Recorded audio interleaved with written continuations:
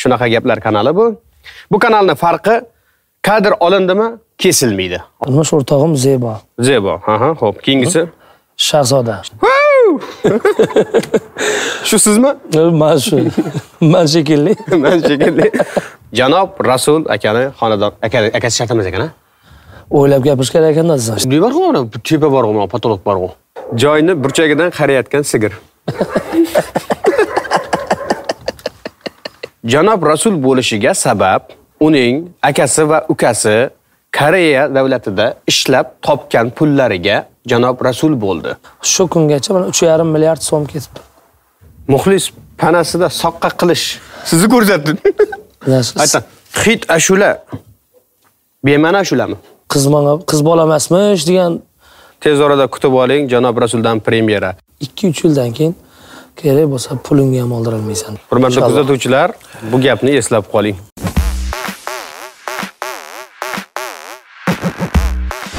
Assalomu alaykum hurmatli kanalimiz kuzatuvchilari. Mana bugun biz sizning talab va istaklaringizni inobatga olgan holda Qoraqalpog'istonda xizmat ko'rsatgan artist Janob Rasul xonadonidamiz. Assalomu alaykum. Assalomu alaykum. Xush kelibsizlar. Xushvaqt bo'ling. Aka, yaxshimisiz? Rahmat, Xudoga. Va nihoyat sizni to'ysiz qolgan kuningizni, bitta kuningizni. Hozir ham bir xizmat safaridan keldingiz, adashmasam. Albatta. Xorazmdan, ha? Yaxshi. Akajon, endi bizlarda odatiy kanallardan yoki boshqa intervyulardan farqi oldindan kelishib olamiz, aka. Men oldin boshqa san'atkorlarga ham bu narsani aytganman. Xudo xolasa bundan keyingi san'atkorlarga ham shu narsani ta'kidlayman. Xudo xolasa muxlislarimiz yana qaysidir san'atkorlar bilan intervyu qilishimizni xohlasa, qaysidir hayotiga, ijodiga san'atkorni qiziqsa, bemalol murojaat qilishlari mumkin shu kanalimizga. Shunaqa gaplar kanali bu. Bu kanalning farqi kadr olindimi, kesilmaydi. Oldindan kelishamiz. Kesilmaydi. Nima aytilsa shu joyda qoladi. Bitta joy ham kesilmaydi. Borini boricha ko'rsatamiz. O'ylab gapirish kerak ekan-da siz. Endi o'ylab gapirish emas, ichidagini, haqiqatni gapirish kerak. Bo'ldi. Bo'ladimi? Mayli, unda boshladik. Janob Rasul, hammamiz qiziqqan, hamma bilgan, balki ko'pchilik bilmagan.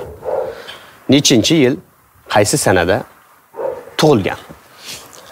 Avvalambor assalomu alaykum aziz tomoshabinlar. Savolingizga kelsak, men 1987-yil. 87-yil. 87-yil 21-iyunda Beruniy shaharchasida tug'ilganman. Beruniy shaharchasi 21-iyunda. Shuni ham aytishim kerak, YouTube'da 85-yil 20-dekabr deb akamni adreslarini qo'yib yuborganlar.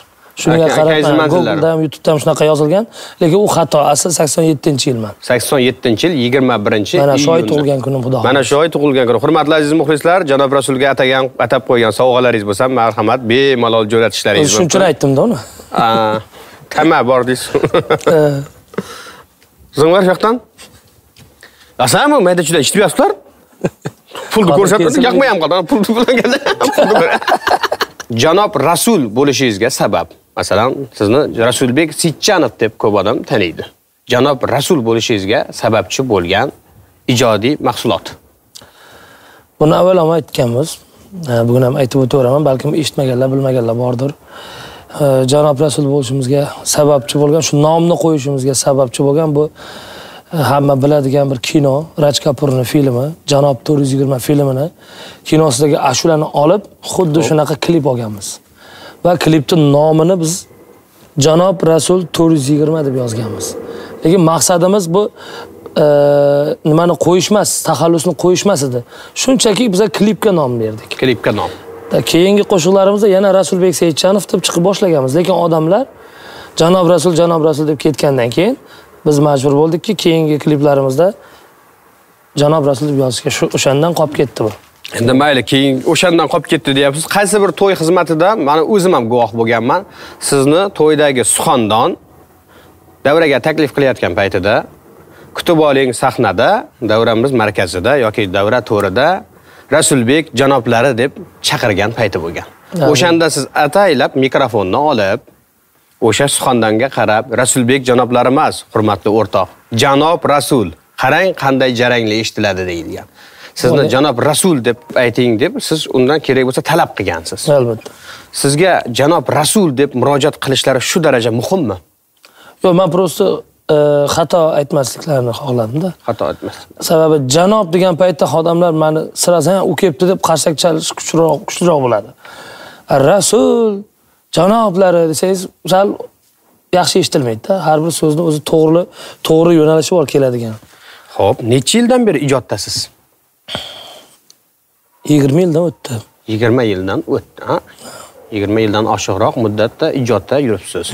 İlk ashulangiz necha yoshda aytgansiz va qayerda va qanaqa ashula iloji bo'lsa? Endi uni aytaveramiz. Ustozimiz mana O'zbekiston primadonnasi Yulduz Usmonovani Tanhoman qo'shig'ini onam yodlatgan. 97-yil adashmasam, 97-yil shuni ilk yodlagan qo'shig'im shu bo'lgan, birinchi yodlagan qo'shiq. Lekin undan oldin 93-yil, 94-95-yillari ham Tohir Sodiqov o'sha Ruslan bolalar guruhlarining qo'shiqlarini ham ko'p kuylab yurganmiz. O'zimizcha qirg'oq qilib yosh paytimizda. Lekin haqiqatan endi o'rganib tushunib boshlaganim o'sha Yulduz Usmonovaning Tanhoman qo'shig'ini yodlaganman birinchi. Tanhoman. Keyin Ozoda Nursaidovaning Ketma qo'shig'ini. Ketma, yonimdan ketma. Keyin shunday kelaverib o'zimiz xalq dairasiga xizmatga kirdik. Gruppalarda yurdik, shogird bo'lib yurdik. Keyin 2010-yil отдельный ustozdan Fotihani olib o'zimiz yakka yo'nalishlar boshlaganmiz. Ustozdan Fotiha, oq Fotihasini olib. Ustozingiz kim o'zi? Endi men birinchi ustozim aslida Shonazar deymiz, Shon akamiz bor, doirachi odam. O'sha odam olib chiqqan meni uyimdan. Keyin Ozod aka Bekjonov guruhiga olgan meni, Sevinch gruppasi bo'lar, shu gruppaga olgan. Shu gruppada ham yurdik 8 yil xizmat qilib. 8 yil. 8 yil gruppada yurdik. Guruh bo'lib ashula aytgansiz. Gruppada bolalar bilan qo'shiq aytib to'ylarni xizmatini qilganmiz. Xo'p, mayli keling, muxlislarni yodiga tushirish uchun oldingi Rasulbek Sitchanovni esiga olish uchun marhamat shu kadrdan, eski kadrlardan, ha? Mayli. Ozgina ko'rsak. Bemalol. Marhamat. Kulasizlar lekin. Mayli ko'ramiz. Sevinch.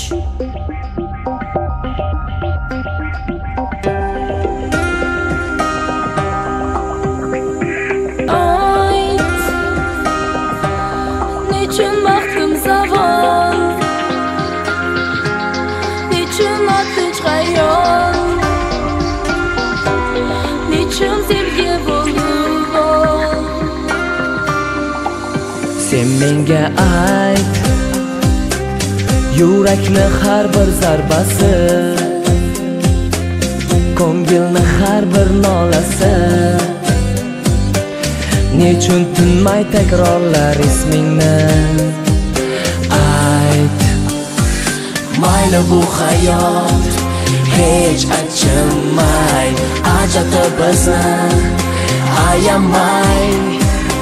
O'tsa ham yillar, jonim o'tar, vaqtga yetmagan muhabbat.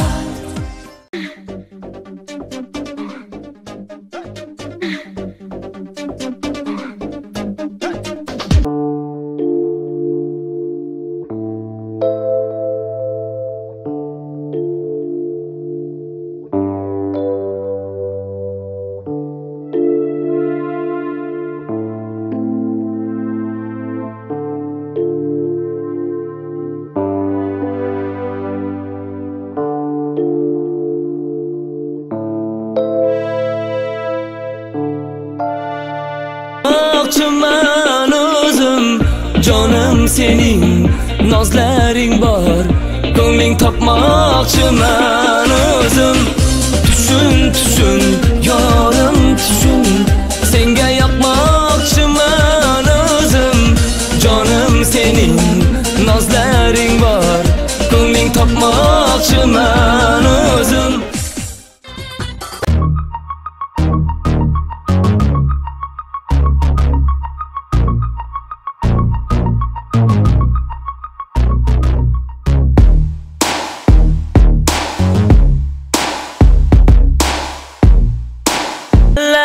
Go'zaldam onlarni taqdim etamiz biz sizga, atab sizlarga kuylaymiz yana sho'x yalla. Go'zaldam onlarni taqdim etamiz sizlarga, til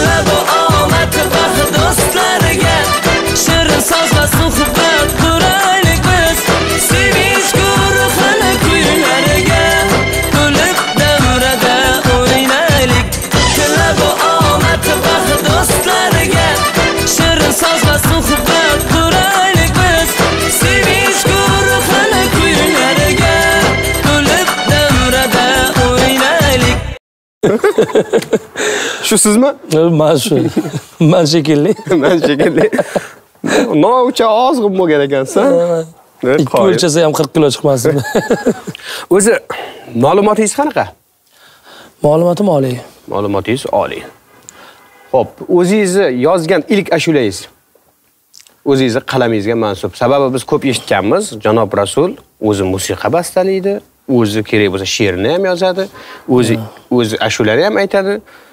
Endi o'zi eshitadi ham kerak bo'lsa joyida. Janob Rasul bo'lgandan keyinmi yoki oldin guruhlarda yurganlardim? Mayli, xohlaysangiz, birinchi ijod mahsulingiz o'zingiz uchun. Endi buni to'g'risi eslay olmayman, lekin aniq bir muxlislar eslash uchun ham aytishim mumkinki, bizlar ustozimiz Ostaka Bekchanov dedim-ku, Sevinch guruhida. Shunda G'ayrat Bekchanov o'g'illari hamma taniydi. O'sha o'g'illari qo'shiq aytib xalqqa ancha tanildi. 2006-yillari juda ham zo'r, ancha mashhur bo'ldi G'ayrat Bekchanov. Shuni 2006-yil Aksana degan albomini yozib berdim. Aksana, Tirnama yorim, Mo'chchi Ponchik shakar yorim. O'sha qo'shiqlarning so'zlarini yozib G'ayratbek Bekchanovga albatta birga ijod qilib, shu qo'shiqlarning so'zlarini yozib, shunaqa qo'shiqlar tayyorlab berganmiz. Endi tayyorlab berganmiz deyapsiz-da, boyatdan bir ikkita savoldan ham qochyapsiz-da. Men sizdan ilk qo'shig'ingiz qanaqa? Mayli, xirgoya qilib berarsiz degan ma'noda savolni o'shanaqa qilib tayyorlab olib boryapman sizga. Lekin siz uni sezgan holda aylanib o'tyapsiz. Yo'q, unday emas, unaqa emas. Unaqa tushunmang. Biroq u paytlari endi biz o'zimiz ashula yozishga nima imkoniyatimiz ham yo'q edi. Bizda u paytlari hozirgidek emas-da baribir. O'zingiz bilganingizni qila olmaysiz, ustozning qo'lidasiz. Hozir mana o'zimiz yakka chiqqandan keyin qo'limizda pul bor. Ijodni ham qilamiz, studiyaga borib bilamiz. U payt unaqa narsa yo'q edi. Ustozlar nima desa shu edi. Lekin o'zim qo'limdan kelardi baribir u paytlarim qo'shiq yozish. Endi hozirgi kunda trenddagi san'atkorsiz. Buni hamma biladi, muxlislaringiz ham biladi. Endi avvalo Alloh. Albatta. Avvalo Alloh. Shunda savol o'z-o'zidan tug'iladi. Janob Rasul omadlimi, talantlimi? Ikkalasi ham menimcha. Ikkalasi ham menimcha. Talant bo'lmasa bilmadim endi. Lekin baribir omad bo'lmasa ham bo'lmaydi. Talant bor, lekin omad yo'q. Bunga qanday qaraysiz? O'shaning uchun aytayapman-ku, ikkalasi ham deb. Bittalasini ayta olmaymiz. Mayli. Endi oilangiz haqida to'xtalib o'tsak, iloji bo'lsa. Oilam haqida to'xtaladigan bo'lsam, men u yoqdagi uyimdan bo'lak chiqqanman. Adina o'zim yashashga chiqqanman. Ota-onam fotihasini olib chiqqanmiz. Uyda men, ayolim, 4 ta farzandim bor. Xudoga shukr, 2 ta o'g'il, 2 ta qizim bor. Turmush o'rtog'ingiz? Turmush o'rtog'im Zebo. Zebo, xo'p, keyingisi? Shahzoda. Ikkinchisi Shahzoda.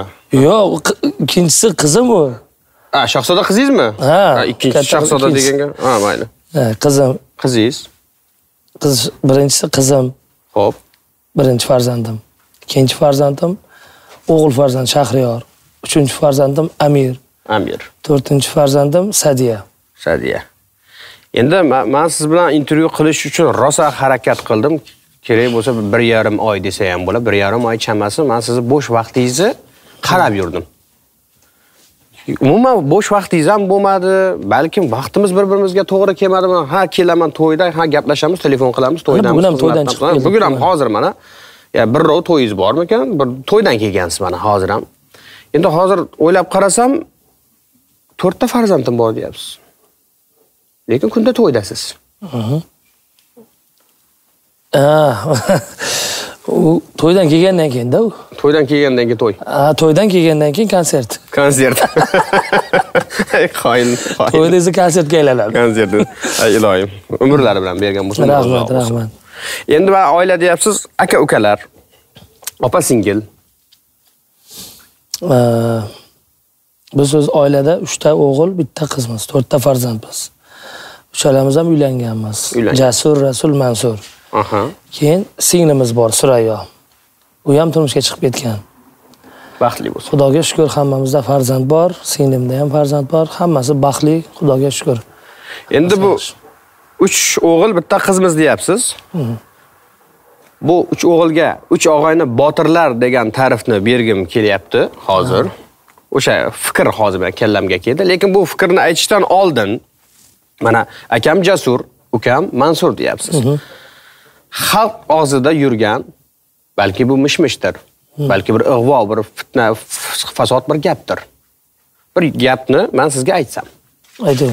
Janob Rasul bo'lishiga sabab uning akasi va ukasi Koreya davlatida ishlab topgan pullariga Janob Rasul bo'ldi. O'sha pullarni sarflab. Bo'lmasa Janob Rasul yurardi o'zining oppoq Matizida, qizil krossovkasida. Bu gapga o'zingizni fikringiz. Endi meni o'zi xalqqa tanilganimga endi bir 6 yilmi, 7 yil bo'lsa kerak. Endi zvezda bo'lganim, to'g'rimi? Ko'kalarimga keladigan bo'lsak, ular 2009-yil Koreyaga ketdi, 2012-yil qaytib keldi. 3 yil yurib.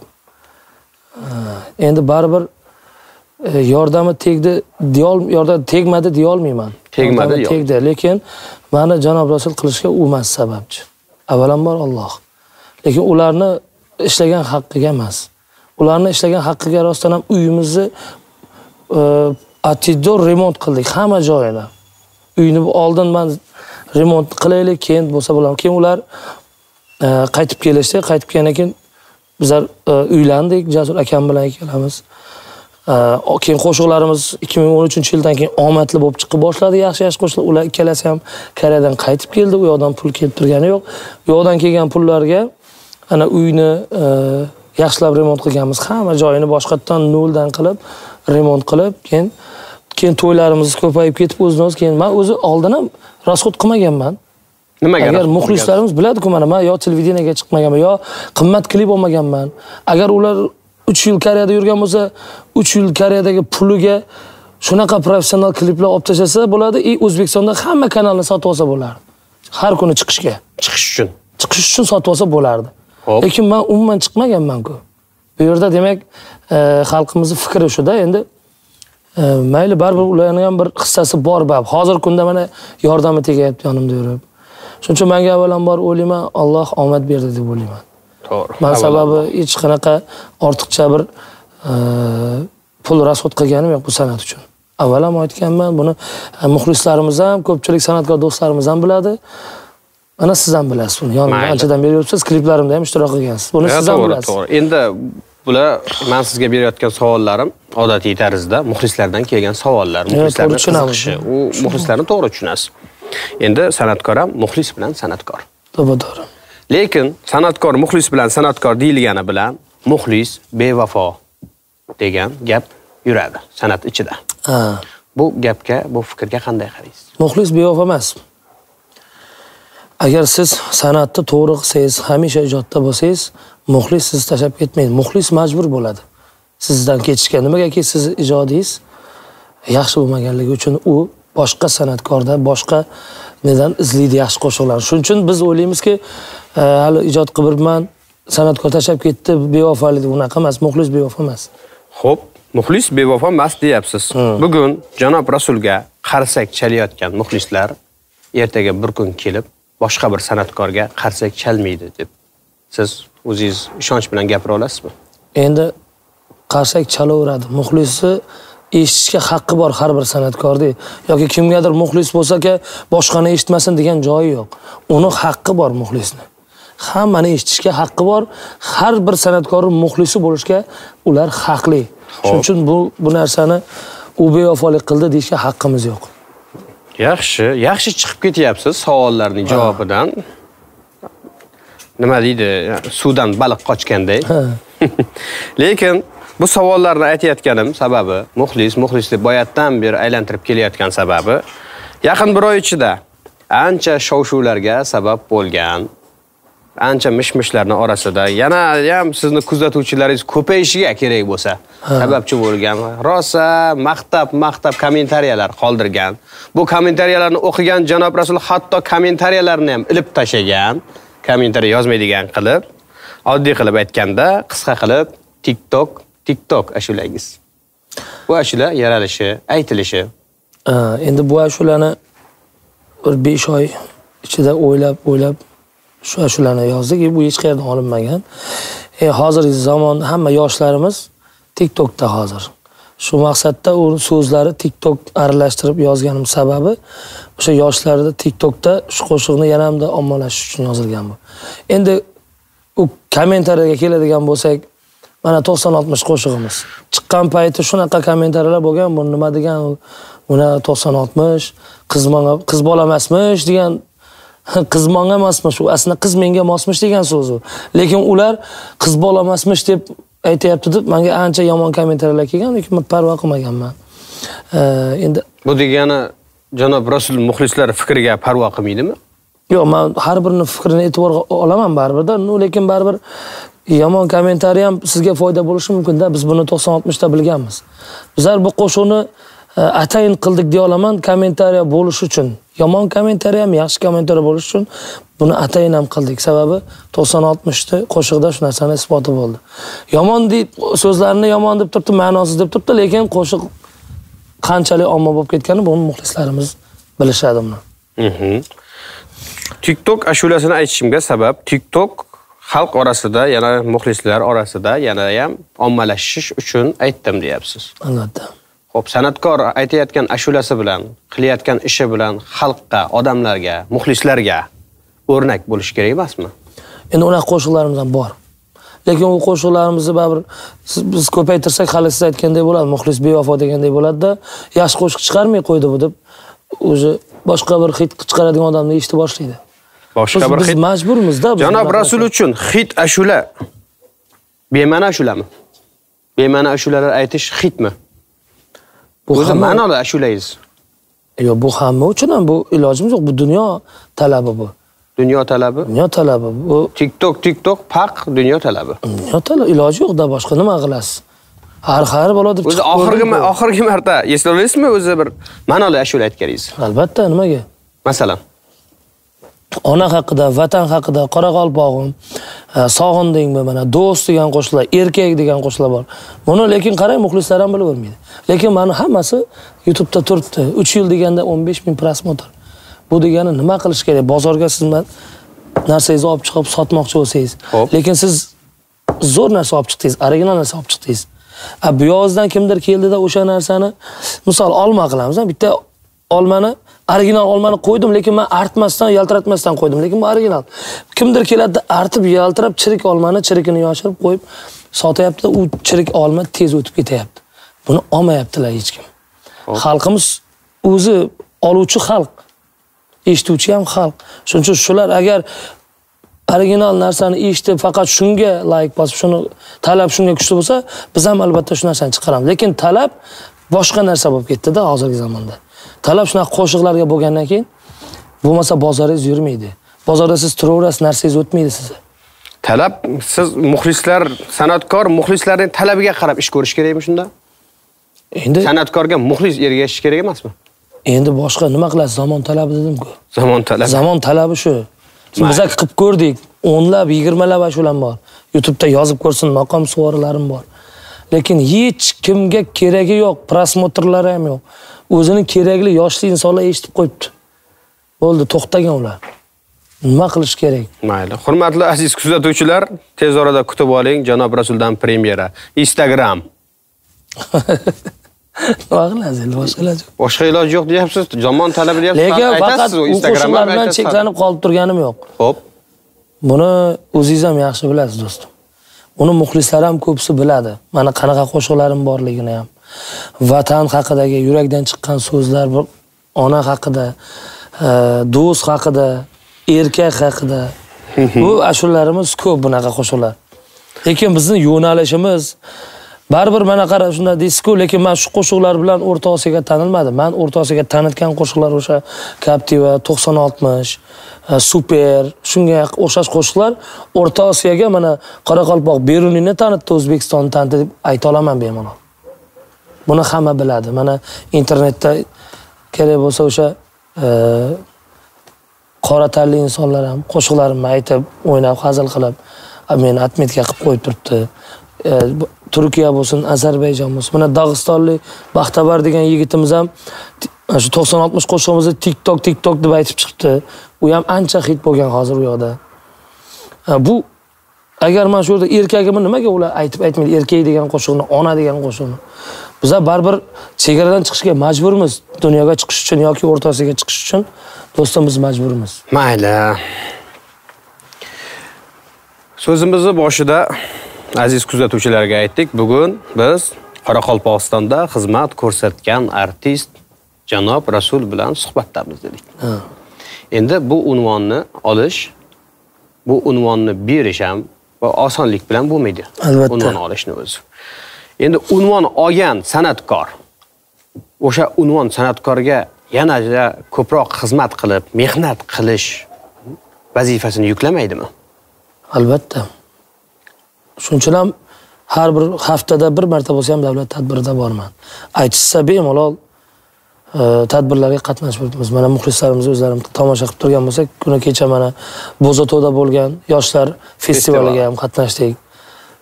O'sha ham mana davlatimizning tadbiri, yoshlarni ana shu nimaga chorlash, yangi O'zbekistonni yoshlarini o'zgartirish, shunday maqsadda qo'yilgan konsertda o'zimizni chiqishimizni qildik. Mana Bojalar guruhi Jahongir Foziljonov bilan. Mana xudo xolasa kuni ertaga Taxtako'pirda xizmatga aytgan, unga ham boramiz. Endi bizlar xalqning nazarida xalq O'zbekiston mana Qoraqalpog'istonda xizmat ko'rsatgan artist bo'lgandan keyin siz borib xizmat qilmasangiz, endi u to'g'ri ham kelmaydi. Bizlar shuning uchun birinchi o'rinda qo'yib qo'yganimiz o'sha davlat tadbirlarini aytishsa yo'q demay turibmiz. Qo'ldan kelgancha borib hammasiga qatnashib turibman. Endi biz bilgan janob Rasul nafaqat davlat tadbirlari, xayriya ishlarida ham juda faol. Biz suratingizni ijtimoiy tarmoqqa joylab, janob Rasul bilan tez kunlarda suhbat uyushtiramiz. Qiziqtirgan savollaringiz, qiziqtirgan ma'lumotlaringiz bo'lsa, bemalol so'rashingiz mumkin. Inobatga olib, shu savollarni aytishga harakat qilamiz deb yozganmiz. O'sha paytda ko'pchilik yozilgani, ko'pchilik so'ragan narsa janob Rasul xayriya ishlarida faol. Masalan, aytsam to'yimga keladimi? Men nimani tushuntirsam, oilaviy sharoitimni tushuntirsam, o'zi bilan qandoq bog'lanaman? Qanchaga keladi? O'zi to'ylarga qanchaga borasiz? Sizga to'y aytish uchun kimga bog'lanish kerak? Xayriya ishlari bo'yicha masalan shunday qo'ng'iroq qilib qolsa masalan. Faqat haqiqat. Avvalambor xudo yolg'on gapirmayman. Xayriya ishdan hech qachon avvalambor qaytmayman. Men lekin o'zim borib ko'zim bilan ko'raman baribir. Endi har bir inson qilishi kerak bu. Savob ishni har kim har kuni qilish kerak. To'g'ri. Shuning uchun bu narsani endi aytish minnatday bo'lib qoladi-da. Shuning uchun meni aytgim ham kelmaydi bu narsalarni. Xayriyalarni ham boshqasini ham. Hali bir ikkitasi chiqib ketdi. Men ko'pincha chiqarmasdim. Men o'zim qarshi bo'lganman. Bular aytib o'tirishga ham o'zi biladi, kimga xayriya qilgan bo'lsam, kimga yaxshilik qilgan bo'lsam, ular biladi. Lekin men ularning hammasini ommaga olib chiqmaganman. Mana chiqqani Toshtemir, rahmatli Toshtemir bo'ldi. Xudo rahmat qilsin. YouTube'ga chiqib ketdi. Endi ular javob tashlashga majbur edim men.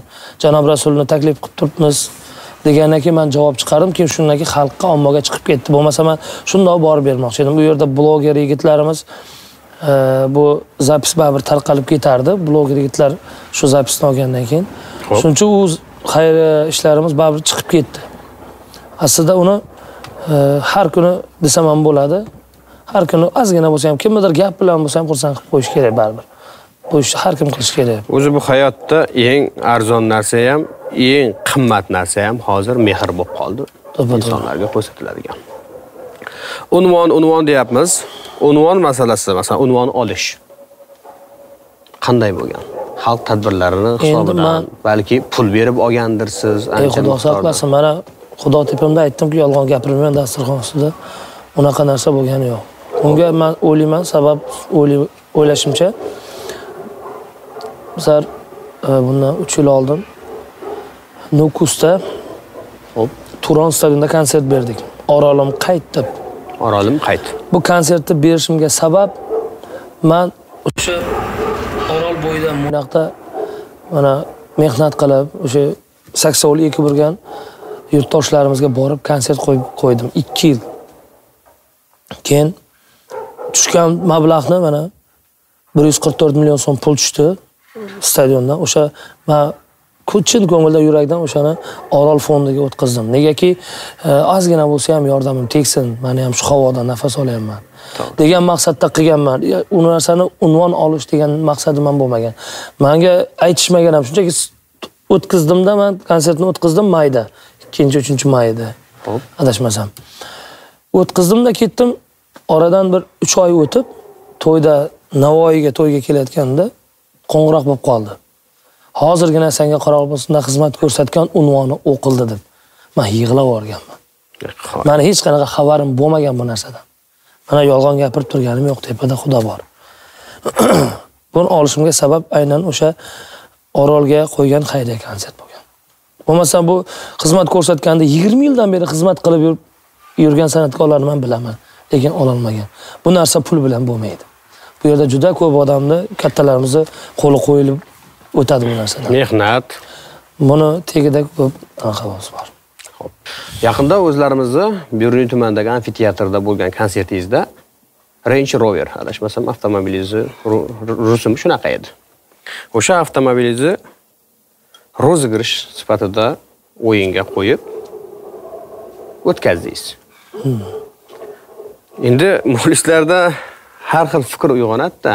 Endi janob Rasul nima mashina sotish bilan shug'ullanyaptimi bu yog'iga? Nima endi bu to'ylari kamayib ketdimi janob Rasulning? Shu kamayib ketgandan keyin ham 15 kundan keyin vaqt topdim-ku. Yo'q. Nimaga endi mashina bilan aralashib janob Rasul o'zini mashinasini rozigirishga qilib sotishga bunday savollar bo'lishini bilganman muxlislardan.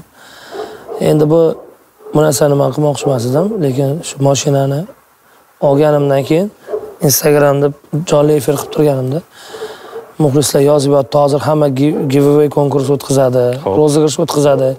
Sizning mashinangizni yutib olish, sizning narsangizni, buyumingizni yutib olish biz uchun baxt. O'zimni lichkamga yozganlar ham bor. Shuni o'yinga qo'yib bering bizga. Biz yutsak biz baxtli odam bo'lamiz. Biz faqat sizdan ashula emas, shunaqa narsalar o'yinlar ham qilib turishingizni biz xohlaymiz deb yozgandan keyin men boshlaganman bu narsani. Qayerdan yutib oldi? Adashmasam 4 kundanmi? 4 kundan. Olib borib o'zingiz berdingiz. Olib borib o'zim berdim-da. Ijtimoiy tarmoqlarda ko'rdik. Hozir shu inson mashinangizni haydayaptimi? Yo'q, haydalmayapti uni.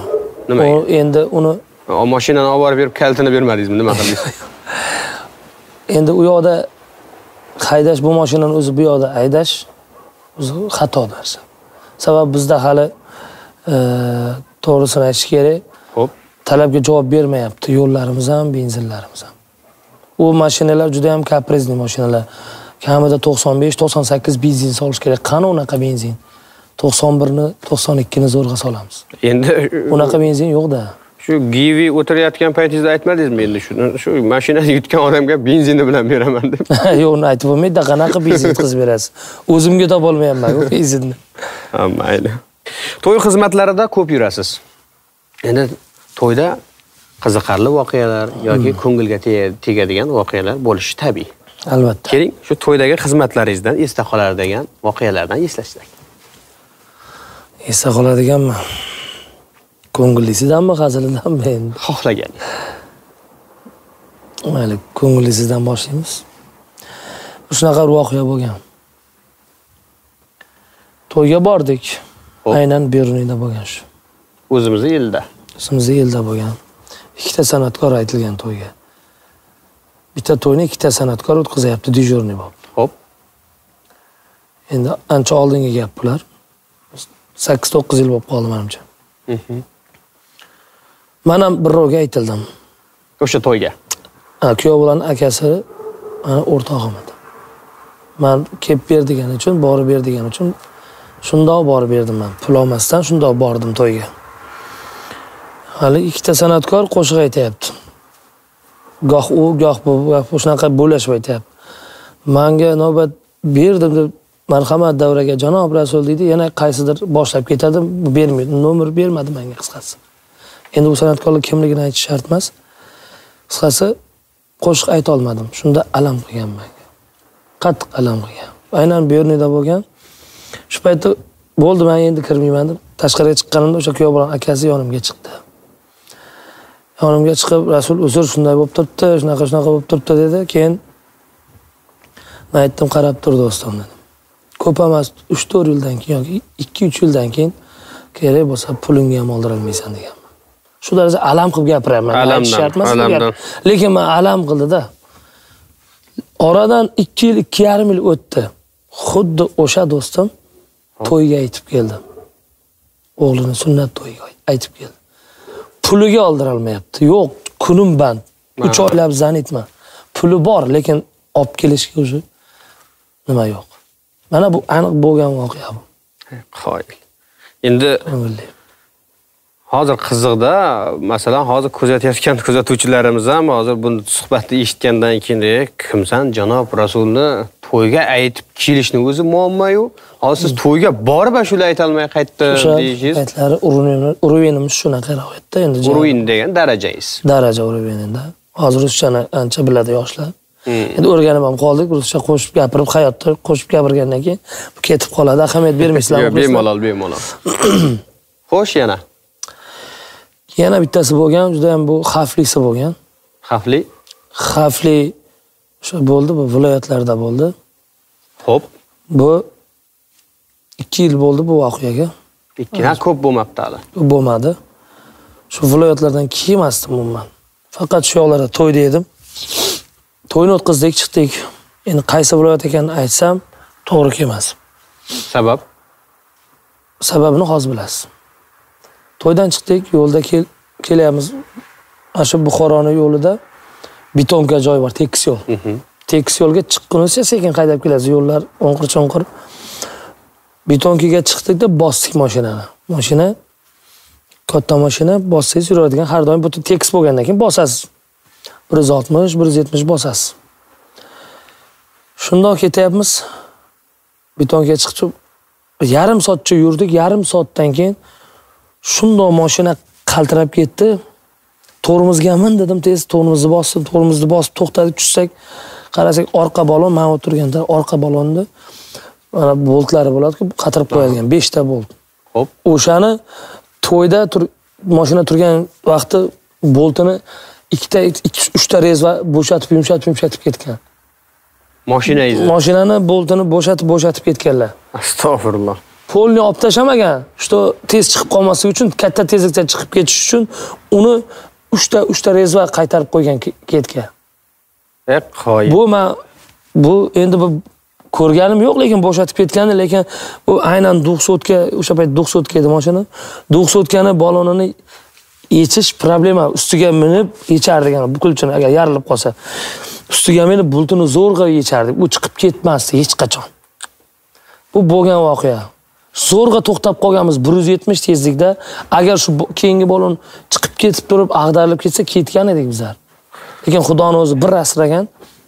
O'shaning uchun qaysi viloyat ekanini aytmadim. Xafa bo'lib qolishi mumkin, boshqa bo'lishi mumkin. Yo'q, endi u to'yga chaqirgan inson uni to'yga chaqirgan inson qilmaydi. Yo'q, o'zi xohishi bilan chaqirgan bo'lsa, uni to'ychilar qilmaydi uni. Kim qilishi mumkin? To'ychilar qilmasa. Endi buni muxlislar tushundi o'sha. Muxlislar tushundi. Buni aytish kerak emas. Shuning uchun o'sha payt Xudo asragan. 2 ta bolt qolgan, o'zi 5 ta bo'lsa 3 tasi ketgan, qiyilib. Balon mana shunaqa chiqib qoldi tashqariga. Joyiga qo'yib o'sha 2 ta boltini joyiga qatirib, sekin haydab kelganmiz o'sha payt. Faqat sizda to'ylarda shunaqa muammolar bo'ladimi faqat? Endi yaxshi bir 20 yilda 2 marta 2 muammo bo'libdi bu. 20 yilda ham bo'lmasinmi endi? Yo'q, mayli bir yaxshi kayfiyat ko'taradiganmi? Kayfiyat tushib ketdi hozirda. Kayfiyat ko'taradigan qaysi bor endi? Juda ham ko'p-da. Mayli, esda qolarlisi. To'yga borganmiz. Adres bergan. Shuna borib, endi ko'chada bo'ladi bu paytlar. To'yxonalarda kam bo'lardi. To'yxona sababi kam edi bu payt. Kirganmiz to'yxonaga, eshikni oldik, shu adres shu bo'ldi. Nomi ham bir xilda. Qarang, adashib borganman, lekin to'ychining nomi bir akasini ismi. Kuyov bilan dadasining ismi, zakatchikning ismini nargi to'y bilan bir xil. Salom, Ulug'bek bo'lsa, u ham Ulug'bekda. Ulug'bekning xonadonimi dedim. Ha, o'shani xonadoni bo'l, davay tushdik. Hammamiz tushib, davay apparatlarni quringlar deb bolalarga apparatlarni qurib, biz u paytlar ertalab borardik-da. U paytlar ertalab borib, davrasini o'tkazib, hozir endi quruq kechga boramiz-ku. Borib, kolonkalarni qurib, qo'shiqni boshladim. Yana bitta san'atkor kelib to'xtadi-da. Ikkita san'atkor aytgan, demak, ichkariga kimdir yana bir san'atkor keldi shekilli o'yladim. Qo'shiqni aytib tursam, bizlar bu yerga bizlar aytilganmiz, nima qilib turibsan deydi. Dedim. Hayron qoldik sirazi. Nargi to'ychi biza to'y boshlagandan keyin shovqinda eshitilmagan telefon qilib yotibdi. To'xtamasdan telefon qilgan. Biz endi qo'shiq boshlab qo'yganmiz-ku ertalab. U keldi, qo'shiqni tugatdik. Nima gapsiz? Qarasak bizlarmiz deb shovqin chiqib ketdi. Bizlar bu yerga aytilganmiz deb. Bizlar ham aytilganmiz Ulug'bek aka to'yga. Keyin to'yni Ulug'bek aka keldi egasi. Mana qara, narigi ko'chada ham Ulug'bek to'lqilabdi, shu bo'lmasin dedi. Telefonni qarasak to'xtamasdan yig'lab yotibdi-da, odam to'lib ketgan. Apparatlarni yig'ilashtirib narigi to'yga o'tib ketganmiz. Iloji yo'q-da. Boyaga borib qo'ygan, adashib borib qo'ygan to'yingiz ham qiziqda, to'y egasi ko'rib. Janob Rasul keldi, Janob Rasul keldi. Janob Rasul emasda. Ha, unaqa emasmi? Ha, taniqli emas edik. Ha, unaqa. O'shanga chiqarib yuborgansiz yana. Bo'lmasa. Agar Janob Rasul bo'lganda yubormasdi. Yubormasdi. Xudo berdi menga deb Janob Rasulni. O'shaqa voqealar bo'lgan. Ha, ijodiy suhbat bo'lyapti. Yaqin kunlarda yoki chet el mamlakatlarda, chet el davlatlaridami, chet davlatlaridami yoki o'zimizda, balki Xorazmda, balki poytaxtda yakkaxon gastrol konsert safarlari uyushtirish rejalaringizda bormi? Rejalarda bor, lekin hozir konsert qo'yish uchun endi hozir mana aytdik, yoshlar festivali tekin konsert bo'lib turibdi. Buni orasiga pulli konsert qo'ysak, muxlislarimiz ham ozgina xafa bo'lishi mumkin. Sababi butun mana O'zbekiston bo'ylab konsert bo'lib yotibdi. Hamma viloyat, tuman. Shuning uchun hozir pauza beramiz. Endi ozgina to'xtatamiz konsertni. Ha.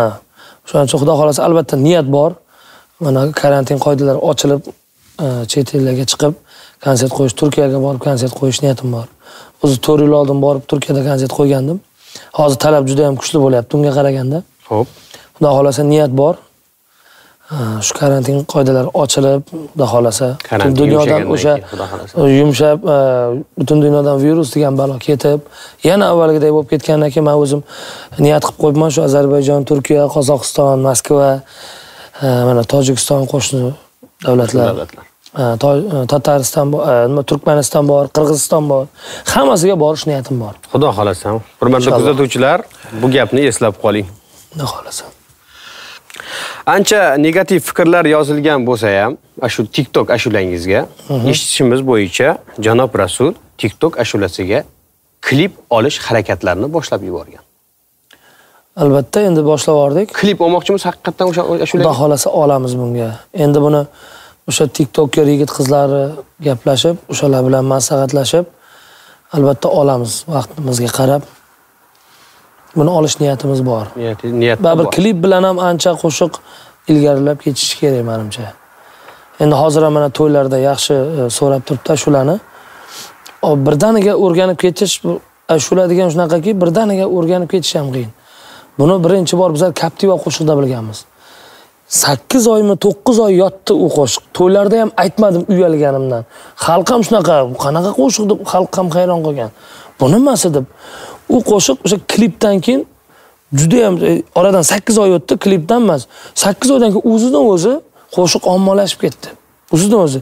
Lekin chiqqan payti prosmotr ham bo'lmagan, to'xtab qolgan hamma narsa, lekin oradan vaqt o'tib shunaqa yugurib ketgan qo'shiq, yugurib ketganini bilib siraz bizlar mana Abbos klipmaker bilan klipni siraz olib Toshkentga borib professionalni qilib olib klipni tashladik, juda ham ommabop bo'lib ketdi. Bu ashulada bilib bo'lmaydi. Bugungi chiqqan qo'shiqqa baho berish kerak yo'q. Bu yomon deyish ham kerak emas, yaxshi deyish ham kerak emas. Uni bilib bo'lmaydi, vaqti kelib, balkim 1 yildan keyin zo'r bo'lib ketar. Ashula shunaqada, buni bilib bo'lmaydi.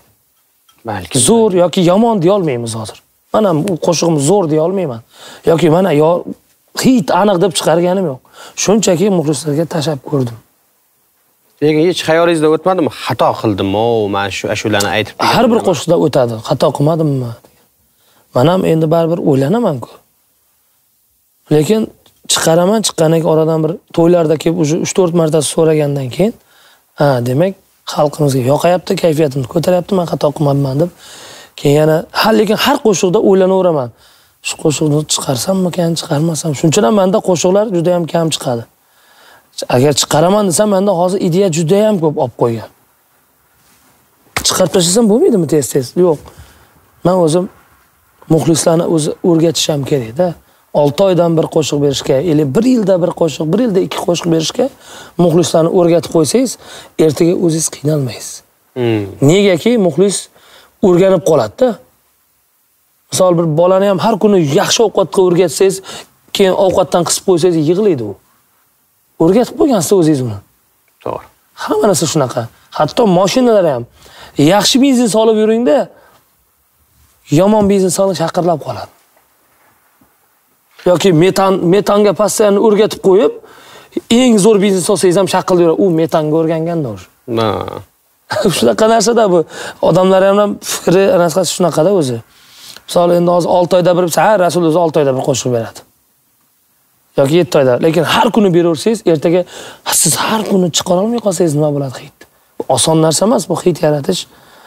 Bu umuman qiyin narsa. Bilmaysiz nima qachon. Endi janob Rasulga hit yaratish muammo bo'lmasa kerak. Hit yaratish, bema'ni ashula aytish sizga muammo bo'lmasa kerak. Yo'q, unaqa deb tushunmang. Unaqa emas do'stim. Baribir qiyin bu narsa. Xo'p, avtomobil. Har bir narsasiga e'tibor qilaman. Har bir ashuladagi, musiqadagi, hattoki o'ynaladigan instrumentlar bo'lsin, chalg'u asboblari bo'lsin, har birini e'tiborga olib hisobga olaman men. Buni shunday chiqarib o'rmayman shularni. Shunday chiqib ketgan shular ham bo'lgan. Endi orasi shoshib tezroq qilishimiz kerak bo'lgan, majbur bo'lganmiz. Masalan, mana Maxuy Nura degan qo'shig'imiz bor. Shoshib bir kunning ichida qilib Rossiyaga uchib ketib, bitta zakazchikni o'sha Maxuy Nura degan ismli qizni to'yi bo'lgani uchun akasi pulini berib Maxuy Nura degan qo'shiq yozdirgan o'sha payti. Sizga pulini berib. Menga pulini to'ladi. Men lekin qo'shiq chiqarish niyatim yo'q edi. Xo'p. Bizga Maxuy Nura deb so'z yozib, aynan shu Maxuy Nura haqida qo'shiq yozib, men to'yimga aytish uchun necha pul beraman deb o'sha payti pulini ham hisoblashib, pul bir kunning ichida qo'shiqni yozib, ertasiga samolyotga uchib ketib borib, kerak bo'lsa, samolyot borib tushgandan keyin qo'shiqni tashadi. Shungacha svideniyaga turdi qo'shiq. Borgandan keyin tayyor bo'ldi. Borgandan keyin. Bir kunlik qo'shiq o'sha shoshilib chiqqan, lekin baribir qarang, xalqimizga yoqdi, ommalashib ketdi qo'shiq. Maxuy Nura. Uni bilib bo'lmaydi, ko'rdingizmi? Shunaqa narsa. Iloji bo'lsa, ozgina xirgoya qilib bersangiz. Maxuy Nura. Boylaring uzung'ina, go'zaldan go'zal, danishma sen bilan azaldan. Qiya baqmading sen hech menga biram. Danging yo'q olamda Maxuy Nuram. Maxuy Nura, Maxuy Nura, danishdik sen bilan Moskvada. Maxuy Nura, Maxuy Nura, Rusda bo'ylab debman dayti qoyil. Hozir to'ydan chiqib kelgan ovozim charchab o'tiribdi, qo'ldagi elchaydi. Men qo'shni ko'paklari ko'maklashib sizga. Qo'shni itlar ko'maklashib. Qo'shnilar ham endi tortilib turibman, qo'shni baqiravermay qo'shnilar turib qolmasin deb. Avtomobil deb o'tdingiz, boya avtomobilga yaxshi benzin quyib, keyin yomon benzin quysang ham shaqirlab qoladi dedim. Bir nima dedingiz? Shunaqa. Yangi avtomobil olibsiz. Markasi qanaqa edi? Mercedes-Benz. Mercedes-Benz. Xo'p, endi u qiziqdan muxlislar uchun haydashga oldingizmi uni yoki yana bir givi o'yinlar? Men o'sha birinchi gapingiz bo'ldi uzr. Birinchi turda o'sha Range Rover'ni qo'ydim-ku. Bo'ldi, men niyatim yo'q edi boshqa o'ynash, lekin juda ham ko'p muxlislarimiz juda ko'p yozib yotibdi. Hozir haligacha ham yozyapti. Ikkinchi turni boshlang, sizdan hali aytgan gap. Shu sovg'a olish biz uchun baxt. Faqat ashulani berish emas, ashulani ularga taqdim qilish juda ham tekin. Ular uchun juda ham tekin narsa-da u. Lekin ularga sizni mashinangiz mana, mashinangiz ular uchun juda ham qiziq. Uni mashinasi, hattoki o'sha birinchi turda Range Rover'ni vodiylik bir akamiz o'g'liga sotib olib bermoqchi bo'ldi. Men pulini beraman mashinangizni. Ortig'i bilan beraman, lekin o'g'lim yig'layapti. O'sha mashinani olib berasiz janob Rasul menga deb. Qarang, muxlislar uchun bu baribir qiziq narsa deb o'ylayman. Sababi u sizni muxlisingizda, sizni narsangiz, buyumingiz u uchun qadrli bo'ladi. Hatto sizni suratingiz, rasmingiz u uchun qadrli. Balkim. O'sha maqsadda u bir yoki bir foyda ko'rish bu narsadan yoki bir yana qolaversa bu narsa muxlislarga faqat klip, ashula berish emas. Orasida shunaqa o'yinlar, qiziqarli narsalar qilish bu muxlislarni zeriktirmaydi birinchidan. Zeriktirmaydi. Yoki bu muxlislarga bu narsani ziyoni yo'q. Muxlis deb balki muxlis panasida soqqa qilish. Endi u odamlarning gapi, u mashinani puli chiqsa bo'ldi-da, nima qilamiz uni. Endi baribir rasxodlari bo'ladi buni. Xo'p. Ortiqcha rasxod bo'ladi, mana syomkasi bo'ladi, boshqasi aylantirib yo'q.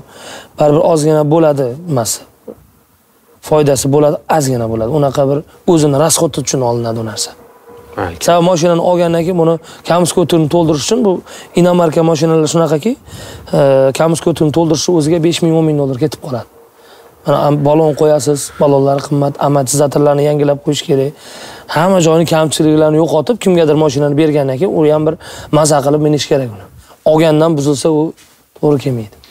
Boya aytdingiz, bizning yo'llarimiz to'g'ri kelmaydi. Yaxshi benzin topish ham hozir amr mahol.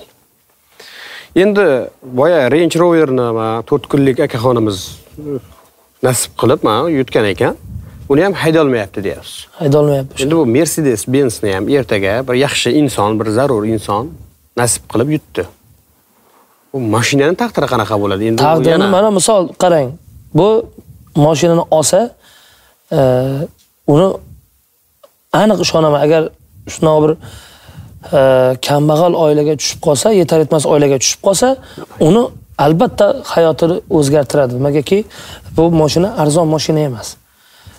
O'shaning uchun uni hayotini ancha o'zgartiradi. Ancha boy bo'lib ketmasa ham, uni hayoti hozirgi kundan ancha o'zgaradi. Buni sababi u haydolmaydi baribir. Sababi u insonni bunga benzin solish, buni amortizatori, buni kolodkalarni almashtirish uning uchun muammo. Xo'p. Bizga nima uchun muammo? Bizga Xudoga shukr har kuni puli tushib turadi, to'ydan tushib turgandan keyin bizga muammo bo'lmasligi mumkin. Lekin bu oddiy xalqimizga bu narsa muammo. Shuning uchun buni yutib olsa, uni taqdirini o'zgartiradi demoqchi bo'lganim, bu mashinani olib borib Toshkentga olib borib sotsa, buni Toshkentda bozori kuchli. Nimagaki Toshkentda benzin muammo emas, yo'l muammo emas. Mayli kimdir yutib oldi deylik. O'sha odamga mashina, endi boya aytayapsiz, kolodka deyapsiz, nimalar jihozlarni almashtirish, benzinlar muammo deyapsiz. Balki o'sha inson menga mashinangizni yutdim, menga nasib qilgan ekan, iloji bo'lsa menga shuni pulini qilib bering deb qolsa. Buni pulini qilib bering desa, u bilan boramizda, Toshkentga borib, mashina salon bor, Mercedes salon, boshqa salon, Hyundai salon, Mercedes salonga borib mashinani baholatamiz. Ili bozorga xohlasa borib to'g'ri o'tgan bahosiga sotiladi. Ko'zini oldida kimgadir bo'lsa ham, u xohlasa o'zi olib borib sotadi. Men prosta odam topib berishim mumkin. Men endi bozorga borib yurmayman, har kuni to'ydaman. Men faqat mashinani olib borib beraman. Agar shuni yo'q, mashina kerak emas, pulini bering desa, meni akam bor. Akam boradi, to'y o'sha yutgan odam bilan boradi. Borib qancha pulga o'tsa sotib, pulini berib qaytib keladi. Bo'ldi, muammo emas. Mana hozir Range Rover egasi ham mana kecha chiqdi. Biz buni haydolmaymiz dedi. Shunga buni iloji bo'lsa sotib bering bizga, yordam qiling. Akamni jo'natdim uyiga. Mana kecha borib keldi, borib haydamay qo'yganda akkumulyator o'tirib qolgan ekan. Eshiklarni ochmay qoladi-da, pul tishlamay akkumulyator ulab qolsa. Normal akkumulyatorman uyda, akkumulyatorman. Oldinga akkumulyatorman uyda. Akkumulyator.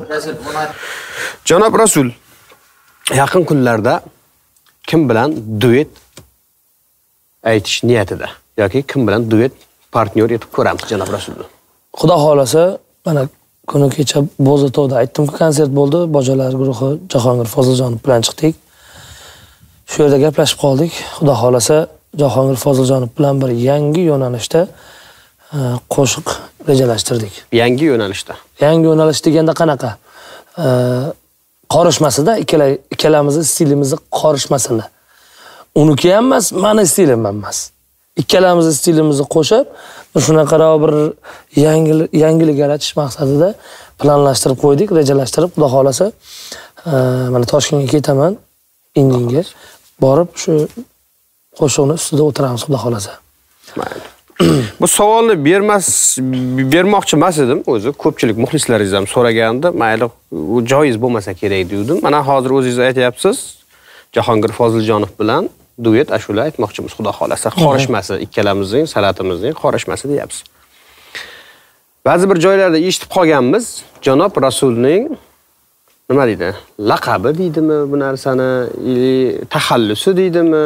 San'at ichida Ajdar degan laqabingiz bor ekan. Bu qayerdan kelgan bu? Endi bilmadim, buni o'zi men o'zim bir-ikkita bor eshitib qolganman, bir-ikkita marta shu. Lekin endi kim qilganmi, kim aytadi? Endi bu balkim to'ylarni o'sha biz kirib borishdanoq to'yni qizdirishga harakat qilamiz.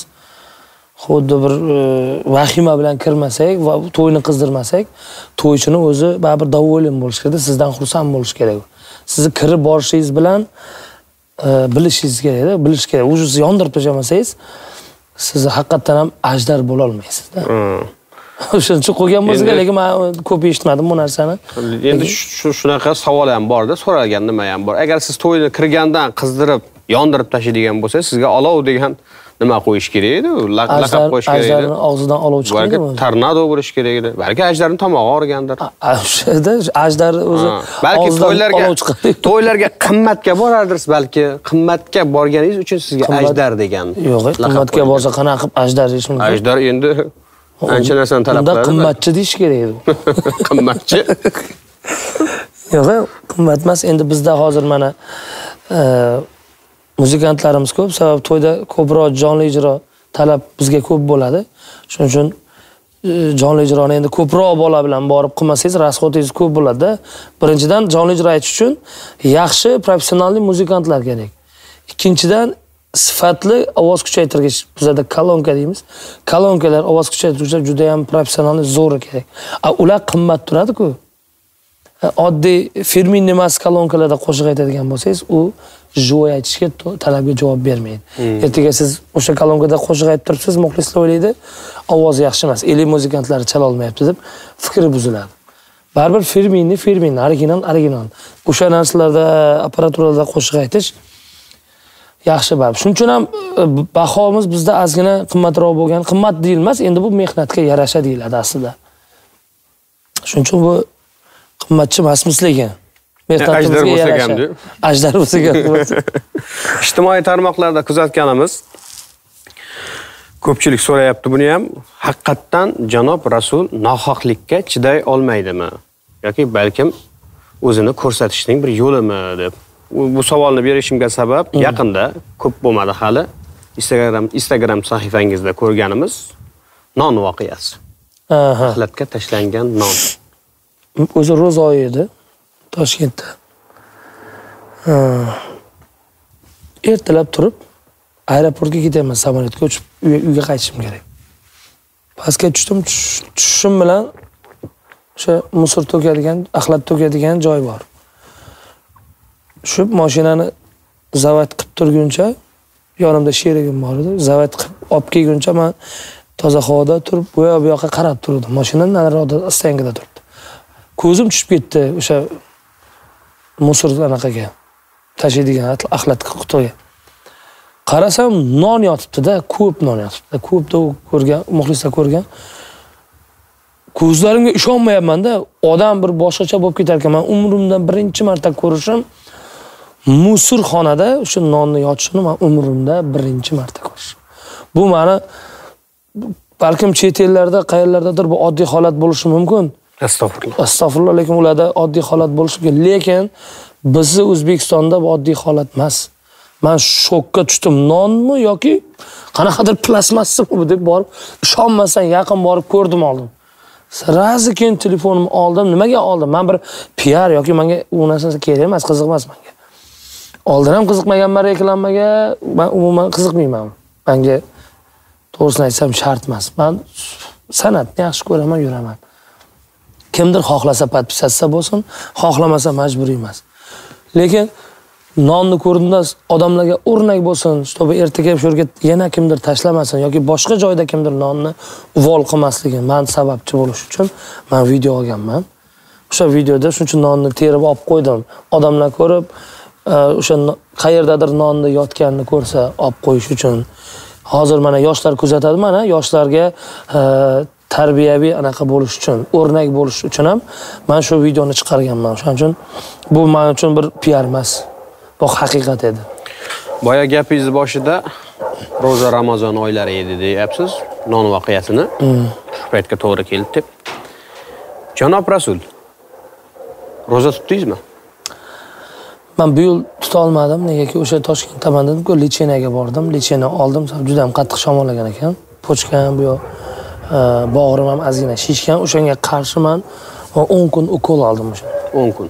Ha, shuning uchun ro'za men bu yil qolib qo'ydim. Har yil tutardim o'zi. Lekin bu yil qolib qo'ydim ro'zadan. Xudo xolasa keyingi yil mana sog' bo'lib tursak, sog'lom bo'lib tursak, Xudo xolasa. keyingi yil albatta Xudo xolasa ro'za tutish niyatim bor o'zi. Oldinlari tutardim ro'za. Endi bu safar shu shamollaganim sababli tuta olmadim. Balki Qur'on tilovat qilib turarsiz. Albatta Qur'on tilovat qilib turamiz. Negaki har bir musulmon buni bilib qo'yish kerak deb o'ylayman. To'g'ri. Negaki har bir insonni bir yaxshi yomon kuni bo'ladi. Albatta dasturxon duosi bo'ladi. Qur'on tilovat qiladigan joylar bo'ladi. Shuning uchun har bir narsani bilib qo'ygan yaxshi. Albatta yodlab bilib qo'yamiz o'zimiz uchun. Mayli, so'zingizni isbot sifatida. Endi men hozir mana boshqa joylarda bo'lsa, odam kamroq joyda bo'lsa, men qiroat qilib ko'pincha o'qishim mumkin, lekin hozir teletomoshabinlarimiz orasida qora akalar bo'lishi mumkin, qora yigitlar bo'lishi mumkin. Bu aniq tushunadigan yigitlar bo'lishi, men shu ulardan uzr so'rayman. Men qiroat qilib aytmayman, lekin so'z qilib aytib beraman. Eshitamiz. Shuning uchun ming bor uzr so'rayman. Agar kamchiliklar bo'lsa, avvalambor Allohdan uzr so'raymiz. A'udzu billahi minash shaytonir rojim. Bismillahir rohmanir rohim. Alhamdulillahi robbil alamin. Ar-rahmanir rohim. Malik yawmiddin. Iyyaka na'budu wa iyyaka nasta'in. Ihdina siratal mustaqim siratal ladzina an'amta alayhim ghayril maghdubi alayhim walazzallin. Bismillahir rohmanir rohim. Qul huvallohu ahad. Allahu samad. Lam yalid wa lam yulad wa lam yakul lahu kufuwan ahad. Bismillahir rohmanir rohim. Qul huvallohu ahad. Allahu samad.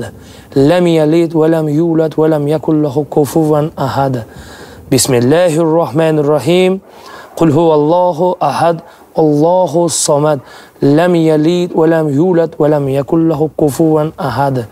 Subhana rabbika rabbil izzati amma yasifun wa salamun alal mursalin walhamdulillahi rabbil alamin. Amin.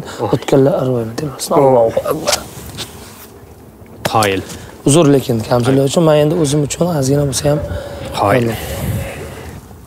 To'g'risi ko'pchilik san'atkorlarga bu savolni bersak, nima qilsak, kadrni bekitib, darhol nima keragi bor, u narsani u yoq bu yoq deb odamni nima deydi, ustidan kulmoqchimisizlar degan nimalar bo'lib qolganda. Men hozir savolni oldindan sizga xabaringiz yo'q. Mana yashashni hech keragi yo'q narsani atayin shu savolni berishga nima qildimda, o'zimda joiz topdim. Lekin men afsus etmadim shu savolni sizga berganimda. Men muxlislaringizdan, mana ko'z hurmatli kuzatuvchilar ham kuzatib, ko'rib buni balkim bu Qur'on o'qishga, balkim bir din tarafga yaqinlashishga, balki siz kimlargadir hozir bir sababchi bo'lgandirsiz masalan. To'g'ri. Ilohim shunaqa bo'lsin. Ilohim shunaqa bo'lsin. Endi Qur'on tilovat qilib turgan yaxshi yaqinlarimiz bor, nimamiz bor deyapsiz. Endi odatiy savol tarzidan qochgan holda boshqacharoq qilib iloji bo'lsa, she'riy tarzda bir savolga yondashroq qilib bir she'r o'qib bersam sizga. Agar qarshi bo'lmasangiz. Bemalol. Mayli. Borligingiz biz uchun tortiq. Hol so'rmadim o'zimdan ortib.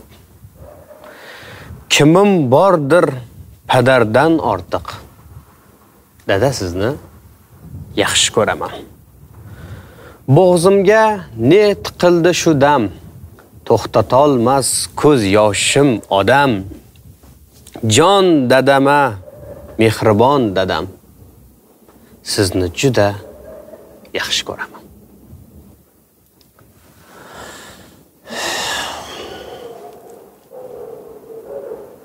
bu she'ringiz juda ham ta'sirli ekan. Men ta'sirlandim, negaki mana o'tgan yili 6-aprelda dadam rahmatli bo'lib qoldilar.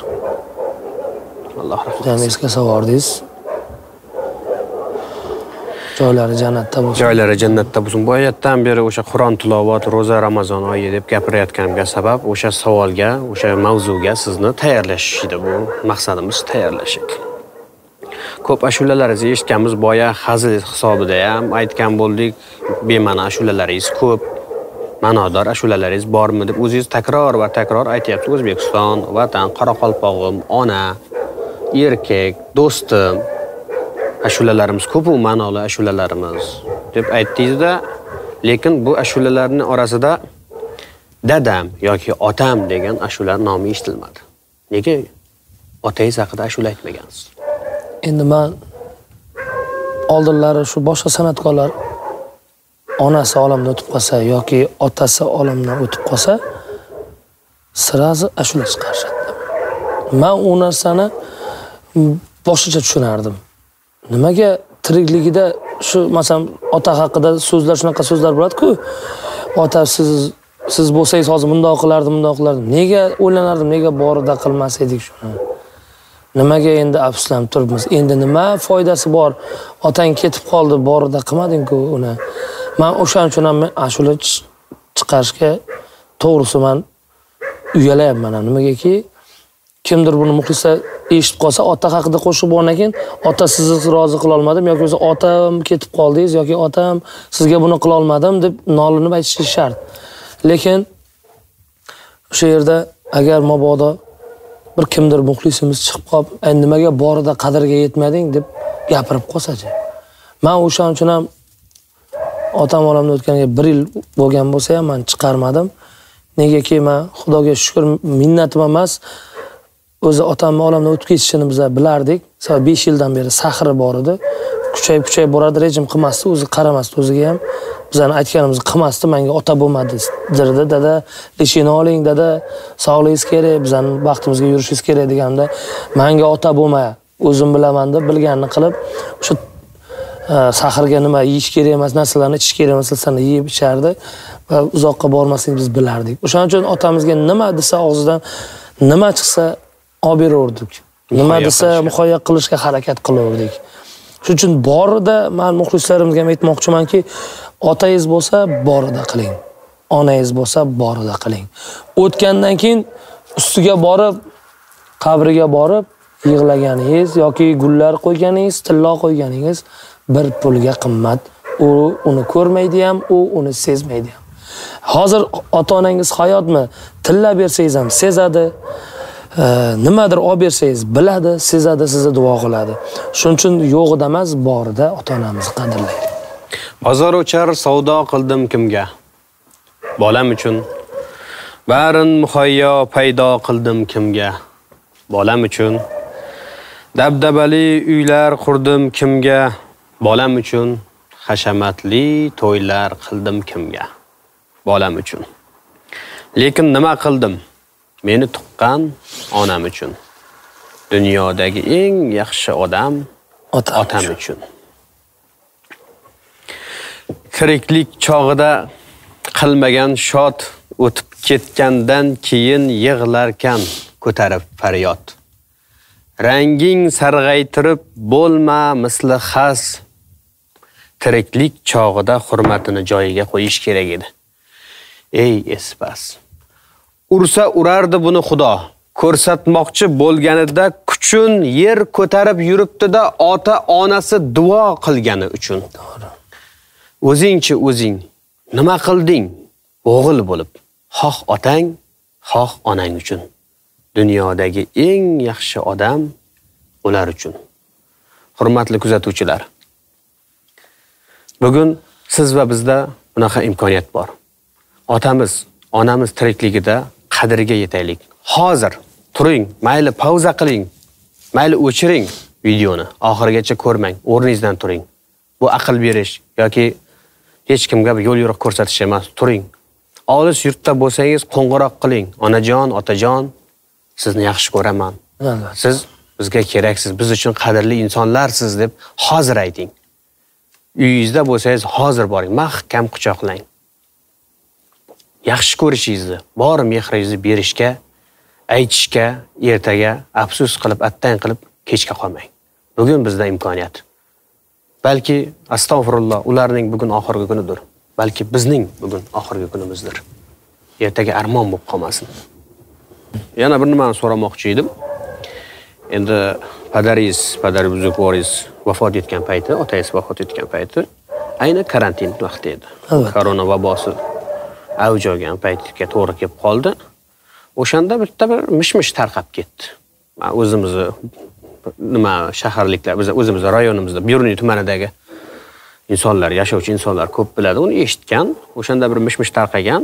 Janob Rasul, o'sha paytda siz Dubayga borib klip olib keldingiz, adashmasam. 90-60 klip. 90-60 klipini Dubayga borib olib kelgansiz. O'sha paytdagi mish-mishning asosiy sababchisi Janob Rasul Dubayga borib klip olib, o'sha yoqdan virus yuqtirib kelgan. Koronavirusini yuqtirib olgan, uni immuniteti yaxshi bo'lgan, hech kim bilmagan. Uni uyga kelganda otasiga yuqtirgan. Otasi anchadan beri o'zi mazasi bo'lmay yurgandan keyin kerak bo'lsa, shu otangizni virusdan vafot etdi degan gap chiqib ketdi. Xalq og'ziga elak tutib bo'lmaydi. Endi o'sha payti aytdim-ku, dadam sahri bor, sahrdan ketdi. Lekin u payti haqiqatan siz Dubayga borib, klip olib. Dubayga borib keldim, hammasi to'g'ri kelyapti-da. Lekin men umuman virus bo'lmaganman. Xudoyim bo'lishni nasib qilmasin. O'sha payti dadam 6-aprel kuni olamdan o'tgan bo'lsa, avj olgan payt edi. Karantinda ham, virusdan ham avj olgan payt edi. Odamlar o'yladi, Rasul Dubayga borib keldi, yuqtirdi, dadasi o'lib ketdi deb o'ylab, hamma janob Rasul virus bo'ldi deb o'ylab, dadasiga yuqtirdi, dadasi o'ldi deb gap-so'z qilib yurdi. Lekin bu juda ham katta xato, sababi mana biz qarindosh urug'larimiz bo'lsin, yaqin mana do'stlarimiz bilishadi, dadam xastalikdan ketdi.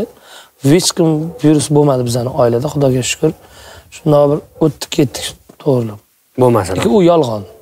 O'sha mish-mish edi u, xalqni mish-mish edi. Mayli. Siz ham savol berib, she'r o'qib, kayfiyatingizni tushirmang. Kayfiyatingiz ham tushib ketdi mana. Endi muxlislarimiz ham bu ahvolni ko'rib kayfiyatlari buzilishmasin.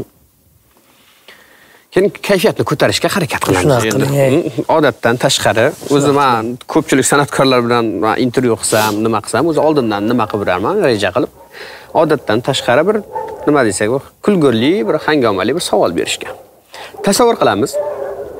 Bitta ko'z, bitta shox. Lekin karkidon emas. U nima? Bitta ko'z, bitta shox, lekin karkidon emas. U nima? Dajjal emasmi o'zi? Yo'q, astag'firulloh.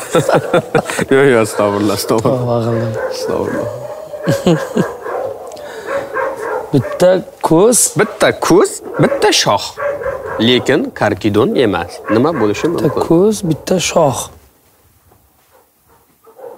Shox bo'lganda shoxmi? Shox, oddiy shox. Nima bo'lishi mumkin bu?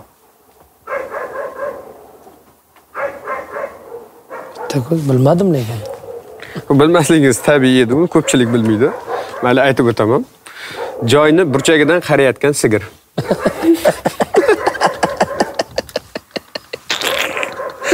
Yarimi ko'rinadi-ku, bitta ko'z, bitta shox.